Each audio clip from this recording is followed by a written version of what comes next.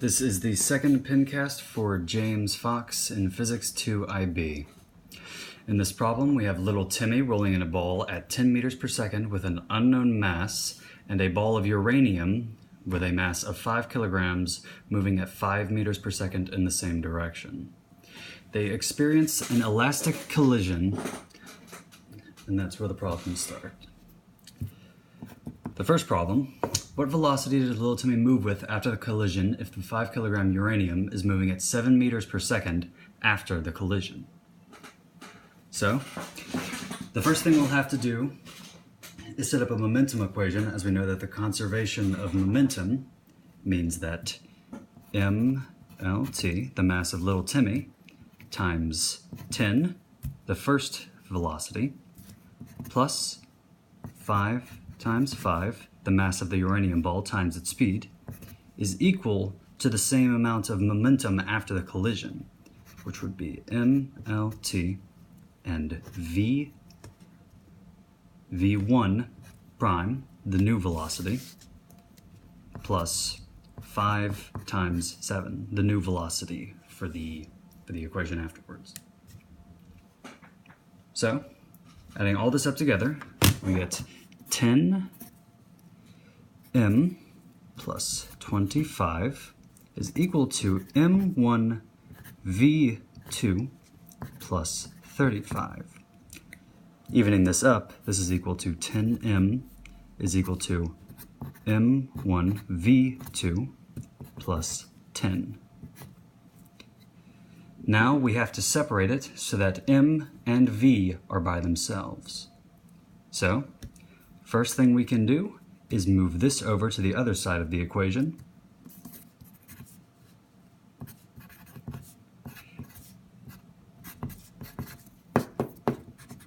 My bad there. And then we can factor this out so that m1 is by itself. 10 minus v2 is equal to 10. Now, to get m1 and v2 by themselves, all we need to do is subtract this parentheses equation from this side as well as this side. Well, not subtract, divide, my bad. So m1 would be equal to 10 divided by 10 minus v2.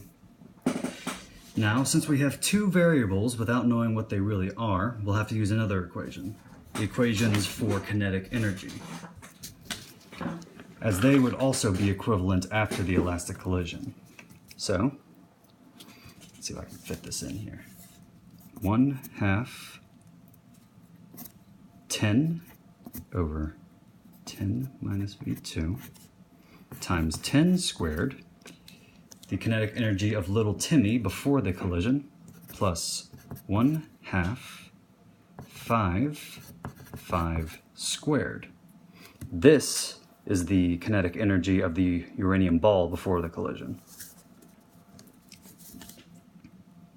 These are equivalent to 1/2 10 over 10 minus v squared times v2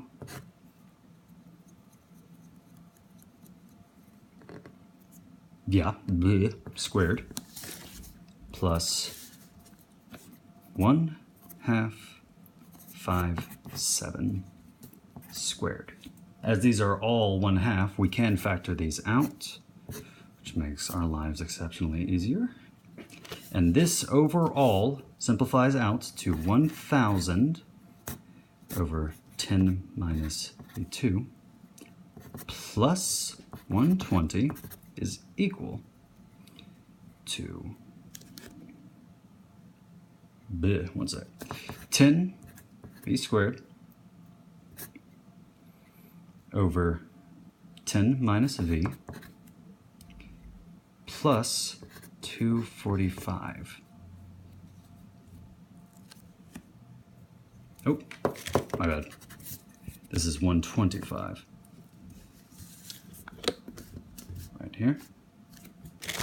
Now, to simplify it further, we have 1,000 over t minus v2.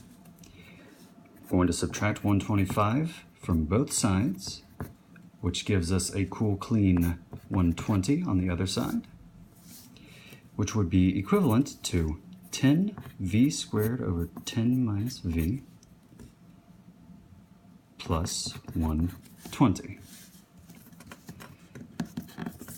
Now, since these are all multiples of 10, we can simplify them down to a more simple equation. This 100 10 minus v is equal to 1v squared over 10 minus v plus 12. And now, so that we have v on one side, all we need to do is multiply by 10 minus v both of these sides, which gives us 100 is equal to v squared plus 12, 10 minus v. Simplifying that out, 100 is equal to v squared plus 120 minus 12v. All right, moving all of these to one side, we get v squared minus 12v plus 20. Now factoring this out, it would give us v minus 10 times v minus 2. Now either of these could potentially be our velocity. However, if it were to be 10, this equation here would be divided by 0, and that's nonsense. That wouldn't work. So we will have to go with the 2. So the velocity is equivalent to 2 meters per second. Looking at the second problem, the mass of little Timmy, all we have to do is make sure that m is equal to 10 divided by 10 minus 2, the velocity that we found afterwards. And this gives us 5/4 of a kilogram. This would be the mass of little Timmy. Now, third problem. If the average force between little Timmy and the uranium ball during their collision is 100 newtons, then how long did the collision last? Using this, we would have to go into impulse. This change would be defined as delta P, or P final minus P initial, which we could simplify to equal 5 times 5 minus 7.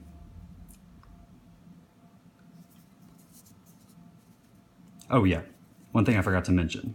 This average force, F, would be equivalent to delta P over delta T. Kind of an important factor. So this would be 25 minus 35. Yes, real quick. Let me remind myself. Oh, wait, I got it mixed up. Okay, it would be 7 minus 5. It would be reversed. We would not want negatives here. This would give us 10 for delta P. And as we know that the average force is equal to 100, this is equal to 10 divided by delta T. Multiply by delta T, divide by 100. Delta T is equivalent to 1/10 seconds. All right. The fourth problem. What was the rate of change of momentum during the collision? Now this would simply be equivalent to the average force that we used to find the impulse. So this would simply be 100 newtons, as 100 newtons was equivalent to the change in momentum over an amount of time, or the rate of change of momentum. The fifth part. After collision, how long would it take for little Timmy and the uranium to be separated by a distance of 50 meters?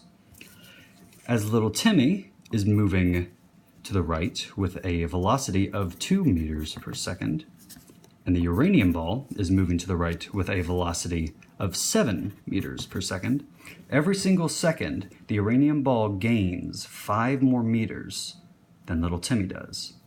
So, how many seconds does it take for every 5 meters to reach 50? That's simple. It would simply be 10 seconds, which would give us times 5 meters equals 50 total. The total would be 10 seconds. And the final problem, number 6. If, after the collision, the uranium ball runs into a spring and compresses